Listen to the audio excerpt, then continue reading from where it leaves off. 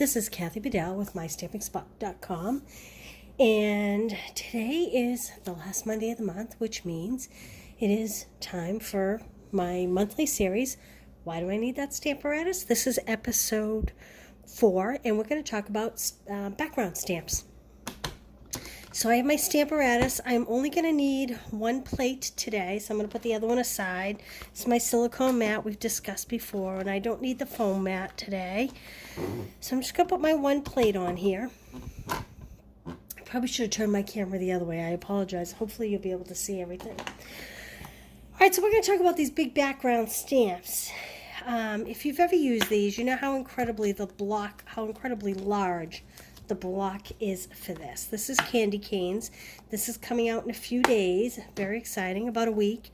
The block for this, to try to stamp it, is way too big for my hand when I'm trying to stamp on cards. I didn't think to bring it over. I apologize. So this is a great time to use the Stamparatus. I'm going to show you how to do just a basic background stamp like this. I just have a red card base, cut it 5.5 by 8.5, folded it 4 1/4, and I am going to, I need one thing. Anybody know what I need? I need my block of grid paper so that I don't mark up my Stamparatus. Well, I don't know what happened to my block of grid paper. Oh, I found my block of grid paper. We sell these separate. Here we go. I apologize. Okay, unlike most of the times where we use the magnets, which remember are stored in the back and they're very, very strong. Unlike that, we are not going to do that today. I am going to pick a grid because this stamp is going to cover the whole piece of paper. I'm going to pick a grid line and line it up on that. And should I have any questions, I can just mark the corner like this with a little tick mark so I know it needs to be lined up on that corner. Then what you want to do is, in fact, you know what I can do too? I don't always do this, but sometimes it really adheres. I'm going to put just the tiniest piece of tape on back just to make sure it sticks and stays put. There we go. Then you put your stamp on your door, but before you ink it, make sure that your stamp is covering the whole piece of paper. Can you see here that I am not? So I need to reposition my stamp over. In fact, maybe I'll do it this way. Put the stamp on the paper and then pick it up. And we're going to leave it on this position for everything we do today. You're going to see me shifting back and forth.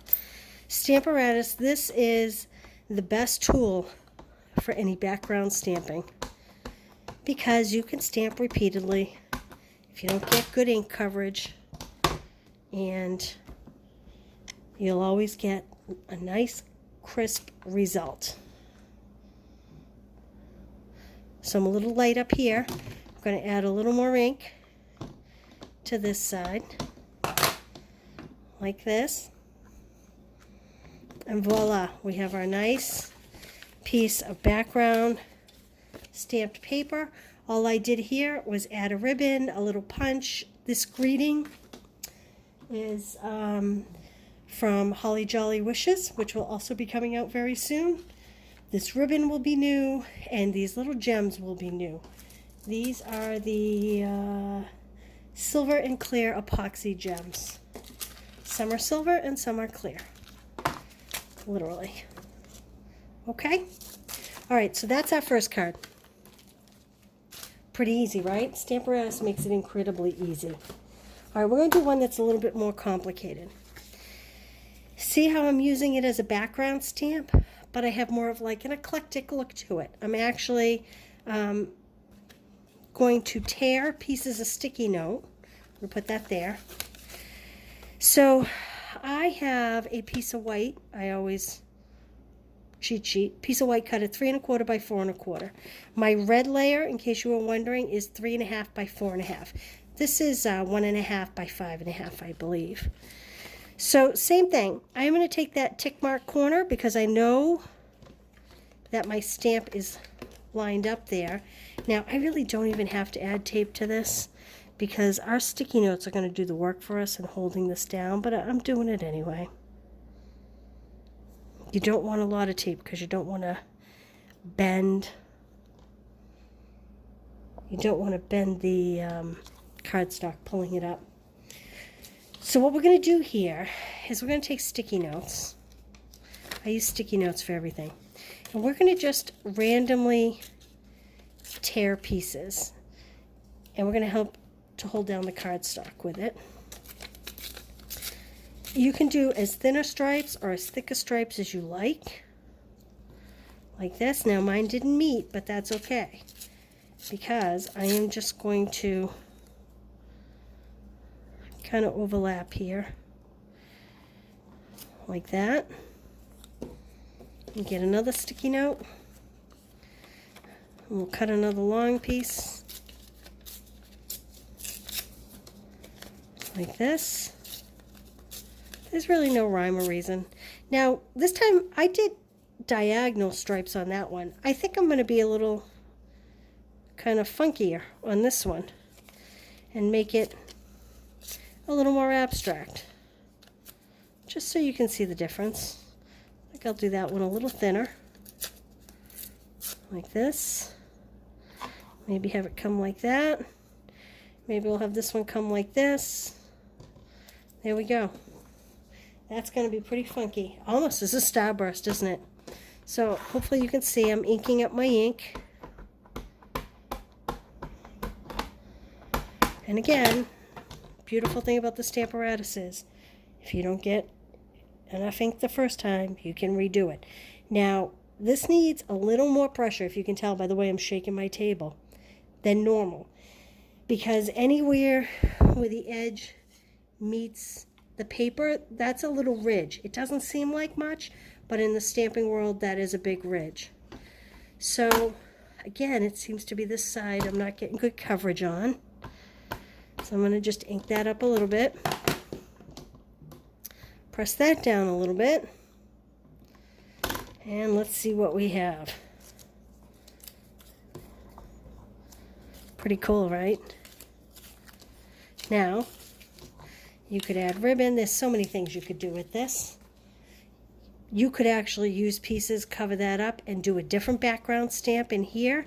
I didn't do that. I just chose to make my card like that. Put these two pieces here. Okay, I have one more technique to show you.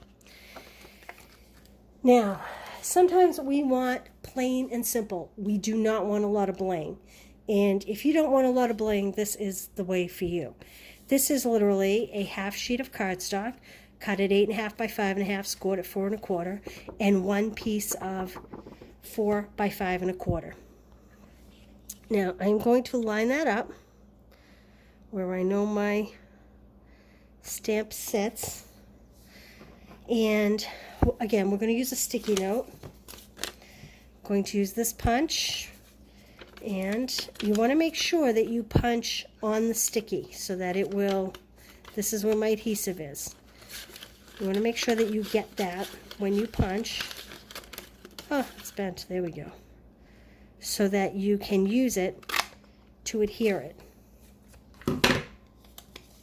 Where's my sticky? Here it is. I'm going to put that in the middle, like so. Again, we are going to ink up.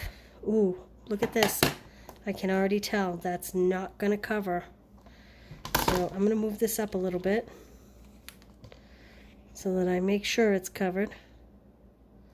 Like that. So the disadvantage to these big ones are that you can't use the magnets to hold down your paper.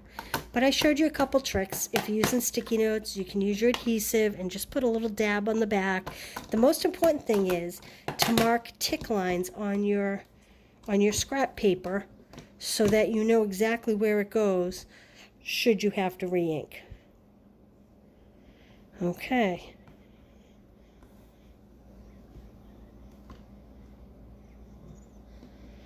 All right. I didn't do a very good job. If you can see here, I didn't get it all the way to the edge. So I didn't do a good job of lining that up. But that's okay. You get the idea. Then what we're going to do is I'm actually going to pull this door off with that stamp. And I'm going to grab my other door. What did I do with it? Oh, here it is. I'm going to grab my other door. And the reason being is because I'm going to stamp in here. So I am going to use Jingle All the Way from Holly Jolly Wishes. Actually, you know what? Let's see if May Your Days Be Merry and Bright fits. Let's see if that fits. It's a little different. Oh, I don't think it, I think it's going to be too small. Let's see. I don't know. I think I like the Jingle All the Way just because of the size of it. So we're going to stick with that one. I'm going to stick with Jingle All the Way. Now, I hope this is clean. It's not clean. So I better get this right the first time.